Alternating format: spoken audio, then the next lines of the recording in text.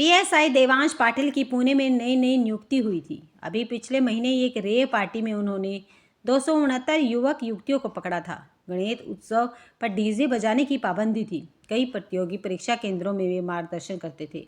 युवा पीएसआई देवांश का video YouTube पर देखते थे। उनके सेमिनार में युवाओं की भीड़ लग जाती थी। कैरियर के साथ साथ पाटिल के परिवार वाले उनकी शादी की तैयारी भी कर रहे थे। अगले हफ्ते देवांश परिवार के साथ एक जगह लड़की देखने जाने वाले थे। देवांश के हाँ कहते ही सगाई की रस्म पूरी हो जानी थी। पटवर्धन की बड़ी बेटी जिज्ञासा को पाटिल परिवार ने पसंद किया था। जिज्ञासा 4 साल से पुणे में हॉस्टल में रहकर एमबीए की पढ़ाई कर रही थी। पटवर्धन गांव के ही एक कॉलेज में प्राध्यापक थे। इस तरह से दोनों ही प्रतिष्ठित और संपन्न परिवारों से थे। लड़का लड़की दोनों उच्च शिक्षित होने से एक दूसरे के लिए बेहतर थे। लड़की वालों की तरफ से एक तरह से हाँ ही थी, सिर्फ देवांश का हामी भरना बाकी था। देवांश के मामा ही यह रिश्ता खोज कर लाए थे। इतनी शिक्षित लड़की किसी अन्य परिचित खानदान में नहीं मिलेगी। जैसा घर परिवार हमें चाहिए बिल्कुल वैसे ही लोग हैं। मामा ने देवांश की माँ को बताया था। जिज्ञासा की भी उन्होंने काफ़ी तारीफ की थी। बस तभी से देवांश जिज्ञासा को देखने के लिए बेचैन हुआ जा रहा था। देखने दिखाने की रस्म के लिए निर्धारित समय पर पाटिल परिवार पटवर्धन परिवार के घर पहुंच गया। बड़े उत्साह से मेहमानों का स्वागत किया गया। लड़की दिखाई की रस्म शुरू की गई। जिज्ञासा दुपट्टा संभाले हाथों में चाय की ट्रे हॉल में दाखिल हुई। अपने दिल की धड़कनों को थामे देवांश की नज़रें जो ही जिज्ञासा पर पड़ी, उसका चेहरा उतर गया।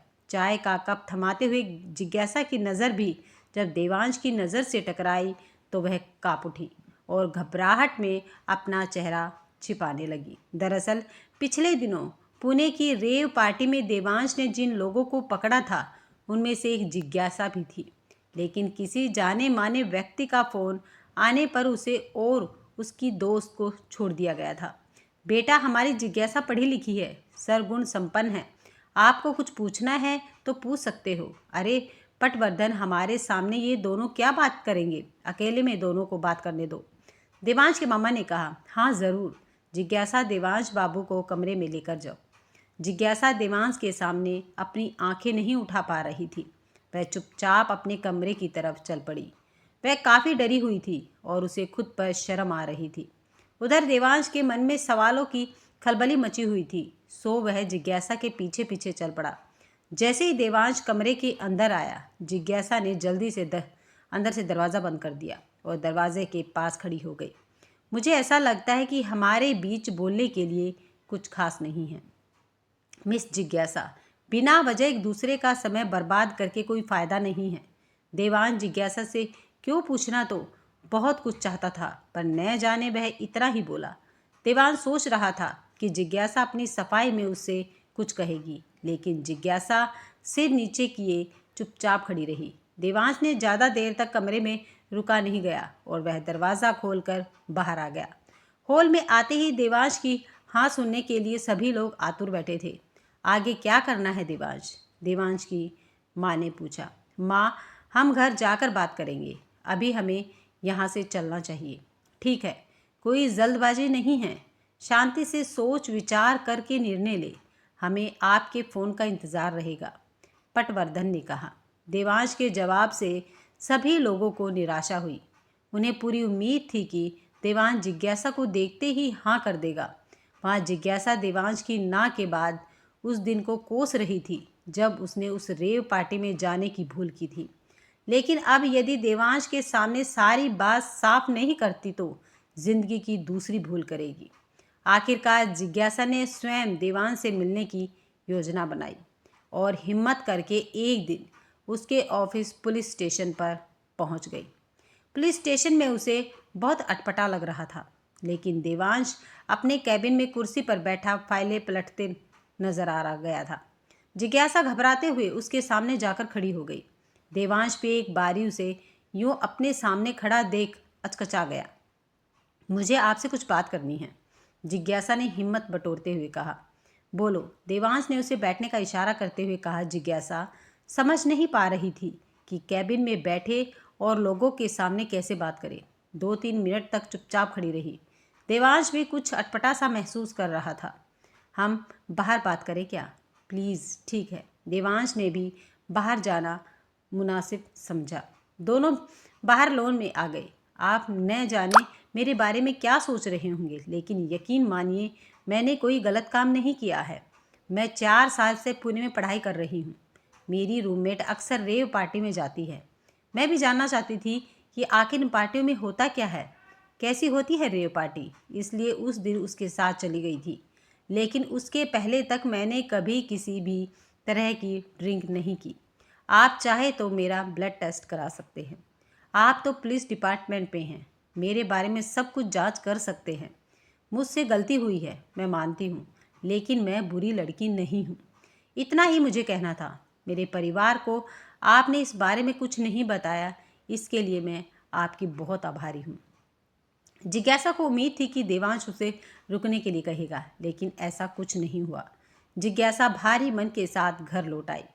उसके परिवार वाले उससे देवांश के इनकार का कारण पूछते रहे, लेकिन वह भी अनजान बनी रही।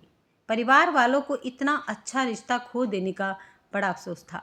जिज्ञासा का घर में मन नहीं लग रहा था, इसलिए वह वापस हॉस्टल लौट आई।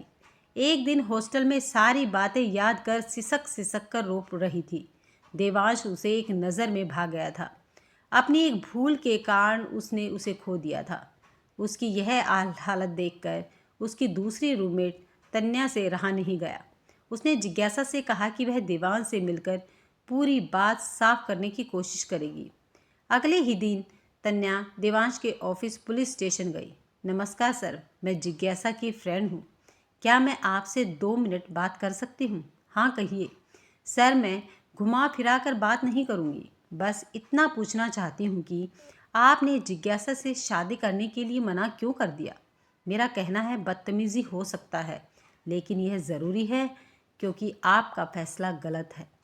दोनों परिवार के बड़े लोग यह संबंध जोड़ना चाहते हैं। रही बात जिज्ञासा की रेव पार्टी में जाने की, तो वह उन लड़कियों जैसी नहीं है। हमारी एक रूममेट हर दिन किसी न किसी पार्टी में जाती है। जिज्ञासा एक मध्यवर्गीय परिवार की लड़की है। उसने यूं ही सोचा कि एक बार जाकर देखना चाहिए कि आखिर रेव पार्टी में होता क्या है, जिसके लिए वह आज तक पछता रही है। हमारी गलती की वजह से आपने उसे शादी के लिए मना कर दिया। उससे वह बहुत दुखी है। उसकी आंखों से आंसू थम नहीं रहे। वह दिल ही दिल में आपको बहुत पसंद करने लगी है। मैं विश्वास के साथ कहती हूँ कि एक बहू के रूप में वह आपके परिवार को कभी निराश नहीं करेगी। एक बार फिर से आप ठंडे दिमाग से सोच विचार करें। तन्या ने स्पष्ट रूप से अपनी बात कही थी, जो पुलिस स्टेशन में आसपास बैठे सभी लोग सुन रहे थे। तन्या के जाने के कुछ समय बाद सीनियर ऑफिसर देव कुमार देवांश के सामने आकर बैठ गए। देवांश उनकी बहुत इज्जत करता था। पूरा मामला क्या है? देव कुमार ने गंभीरता से देवांश से पूछा। कुछ नहीं सर, देवांश से कुछ कहते नहीं बना। मुझे थोड़ी बहुत जानकारी है। तुम्हारे माँ पिता ने मुझसे इस बारे में फ़ोन पर बात की थी। सबसे कोई ना कोई गलती होती है। इसके अलावा तुम्हारे परिवार ने लड़की के बारे में हर जानकारी ली है। बेवजह तुम मामले को खींच रहे हो, ऐसा मुझे लग रहा है। मेरी बात मानो तो बात की तह तक जाओ। कुछ दिनों पहले वह लड़की तुमसे मिलने आई थी, तब मैंने उसे देखा था। मेरी अनुभवी आंखें कहती हैं कि वह लड़की वाकई शरीफ है। उससे जो कुछ भी हुआ है अनजाने में हुआ है। देव कुमार की बातें सुन देवांश भी अब जिज्ञासा के बारे में एक बार फिर सोचने पर विवश हो गया। देवांश ने एक बार फिर से जिज्ञासा के बारे में कई लोगों से पूछताछ की। तब जाकर उसे यकीन हुआ कि जिज्ञासा एक संस्कारी लड़की है। दूसरे दिन वह जिज्ञासा के हॉस्टल की कैंटीन में जाकर बैठ गया। इत्तेफाक की बात है, जिज्ञासा भी वही टेबल पर सिर रख कर बैठी थी। सिर में दर्द होने के कारण वह क्लास अटेंड कर यहाँ आ गई थी। तन्या उसे चाय पीने के लिए फोर्स कर रही थी। मुझे नहीं पीनी चाहिए, मुझे कुछ देर अकेले बैठने दो। देवांश ने देखा तन्या जिज्ञासा के पास से उठकर किसी और लड़की से बातचीत में मशगूल है। जिज्ञासा के आसपास कोई नहीं था। भाई 2 चाय देना, कहते हुए देवांश जिज्ञासा की टेबल पर जाकर बैठ गया। देवांश की आवाज़ सुनकर जिज्ञासा ने अपना सिर उठाया। वह हैरान रह गई, सकपका कर खड़ी हो गई। अरे अरे, खड़ी क्यों हो गई? बैठो, तुम्ही से बात करने के लिए आया हूँ। मैं वो जिज्ञासा को समझ नहीं आया कि वो क्या कहे। जिज्ञासा, मैं स्पष्ट बात करता हूँ, तुमसे झूठ नहीं कहूँगा। तुम्हारी भोली सूरत, गहरी आंखें मुझे पहली नज़र में भा गई थी। लेकिन क्या करता, वह रेव पार्टी। खैर छोड़ो अब इस बात को। अब जो मैं तुमसे बात कहने जा रहा हूँ उसे ध्यान से सुनो। पहली बात कि मैं एक पुलिस अफसर हूँ, इसलिए रोने वाली लड़की मेरी पत्नी नहीं हो सकती। दूसरी बात, मुझे दोनों वक्त घर का खाना चाहिए, ऐसे में कभी भी टिफ़िन बनाना पड़ सकता है। तीसरी बात, मुझे अपनी पत्नी साड़ी में पसंद है। चौथी बात, वह मेरे माता पिता का मन कभी नहीं दुखाएगी। पांचवी बात, मेरे जीवन में देश सेवा पहले है, इसके बाद परिवार। क्या तुम्हें यह सब कार्य स्वीकार्य है? खुशी के कारण जिज्ञासा को कुछ सूझ नहीं रहा था कि क्या बोले। वह शर्मा गई और मन ही मन मुस्कुराने लगी। उसे यकीन नहीं हो रहा था कि देवांश उससे यह सब कह रहा है। मैं तुम्हारे घर रविवार को सगाई करने आ रहा हूँ।